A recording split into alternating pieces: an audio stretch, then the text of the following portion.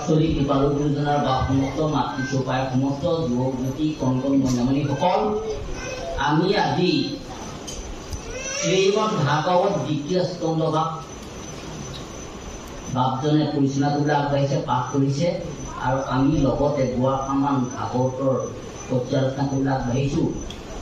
ভাগৱত ভাগ পদলৈ যোৱাৰ আগতে আমি এই ভাগৱত ভাগনো কেনেকৈ পালোঁ, ক'ৰ পৰা আহিলে, আমাকো কোনে দিলে, আমি সমস্তজনে অকণমান জানি লোৱাটো ভাল।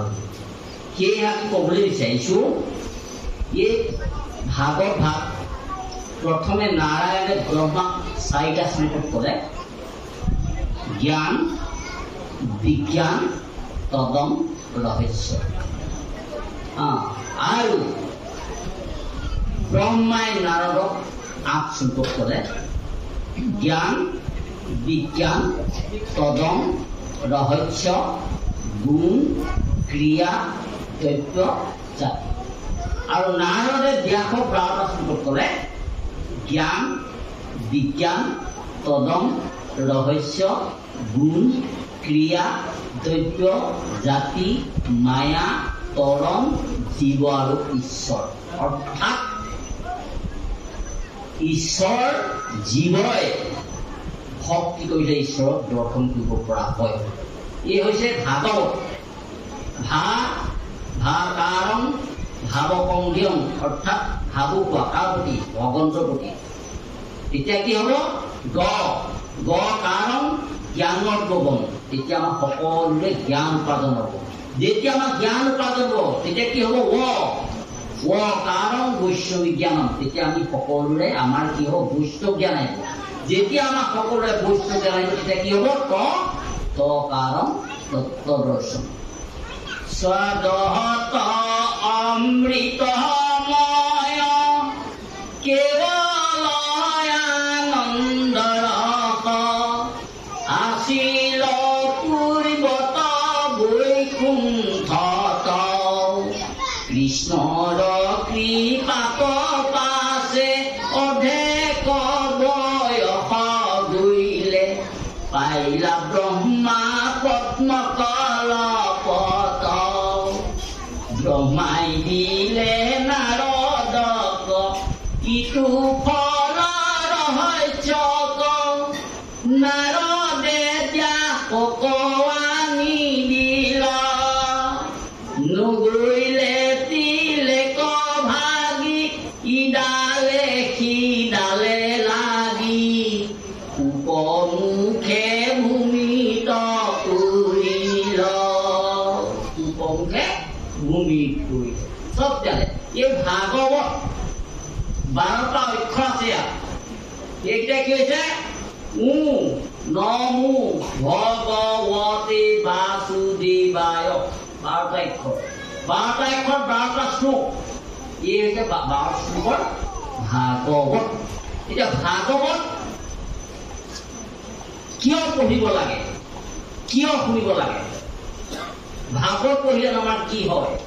প্ৰথম প্ৰশ্ন আহিব, ভাগৱত কিয় পঢ়িব লাগে আৰু কিয় পঢ়িব নালাগে? ভাগৱত পঢ়িব পায় আৰু ভাগৱত পঢ়িব নাপায়। দুটা প্ৰশ্ন আছে। এতিয়া ভাগৱত পঢ়িব পায় আৰু ভাগৱত পঢ়িব নাপায়। যদি ভাগৱত পঢ়ি আমি ভাগৱতে কোৱা কথাকে আমি মানি নচলো তেতিয়া মহাপাপ হ'ব। সেইকাৰণে আমি ভাগৱত পঢ়িব নাপায়। যদি ভাগৱত পঢ়ি ভাগৱতে যিকেইটা কথা আমাক জনালে, যিকেইটা কথা ক'লে, সেইকেইটা কথা যদি আমি মানিছিলোঁ তেতিয়া আমাৰ পুণ্য উপাৰ্জন, অৰ্থাৎ আমি ভগৱন্তৰ লগত সাক্ষাৎ কৰিব পাৰিম। এতিয়া চাওকচোন, তেতিয়াহ'লে এই ভাগৱত কাক বোলে? এতিয়া তপ জপ যজ্ঞ দান ব্ৰত সদাচাৰ, ধন জন গৃহ পুত্ৰ ভাৰ্যায়া পুনাৰ, সমস্তকে শুদ্ধ ভাৱে অৰ্পিব কৃষ্ণত, ইহাকে বোলয় মহা ধৰ্ম ভাগ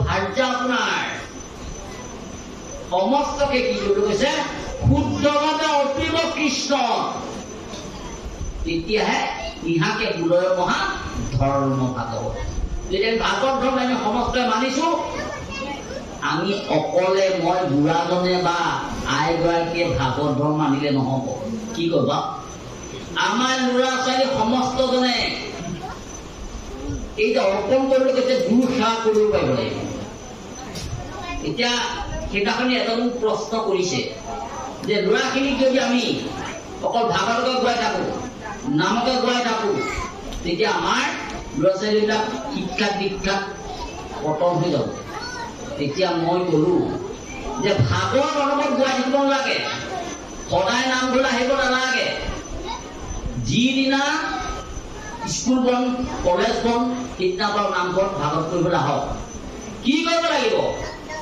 আমি গৃহখনত কি কৰিব লাগিব সদায় কৃষ্ণ শব্দটো উচ্চাৰণ কৰি পাৰিব লাগিব আমি যদি খাওঁতেও কৃষ্ণ কওঁ শুওঁতেও কৃষ্ণ কওঁ ক'বলৈ যাওঁতেও গাড়ীখনৰ ষ্টেৰিংডালত ধৰি যদি কৃষ্ণ বুলি কওঁ হয় নহয় আমি যদি ক'ত পেচাব কৰোঁতেও কৃষ্ণ বুলি কওঁ পায়খানা কৰোঁতেও কৃষ্ণ বুলি কওঁ তেতিয়া আমাৰ কি হ'ব এটা কৃষ্ণ কৃষ্ণ শব্দ এটা অভ্যাসত পৰিণত সদায় কৃষ্ণ কৰিলে তাৰ কেতিয়া কৃষ্ণ বুলি আমি ক'ব নোৱাৰা গম পাইছেনে সেইকাৰণে কৃষ্ণ বুলি কোৱা গুৰুজনে কৈছে কৃষ্ণ বুলি কোৱা ৰাম বুলি কোৱা হৰি বুলি কোৱা যদি সময় পাইছো আমি ভাগৱত আজি আহিছো খুব ফোনটো কৈছে বুজিছো যাৰ সময় পোৱা নাই পঢ়া ল'ৰা ছোৱালীখিনি অনবৰত কিন্তু ভাগৱত দিয়া বৰ্তৰ বুজাই নাম প্ৰমণ কৰিবলৈ পোৱা নাই মাত্ৰ ইয়ালৈ আহি আমি যিটো জ্ঞান পাওঁ যিটো ভাগৱতৰ ধৰ্মৰ যিটো জ্ঞান পাওঁ অৰ্থাৎ ভকতৰ যিটো পৰিচৰ্যা যিখিনি আচাৰ ব্যৱহাৰ নীতি নিয়ম দেখিলো সেইখিনি মানি চলাটোৱে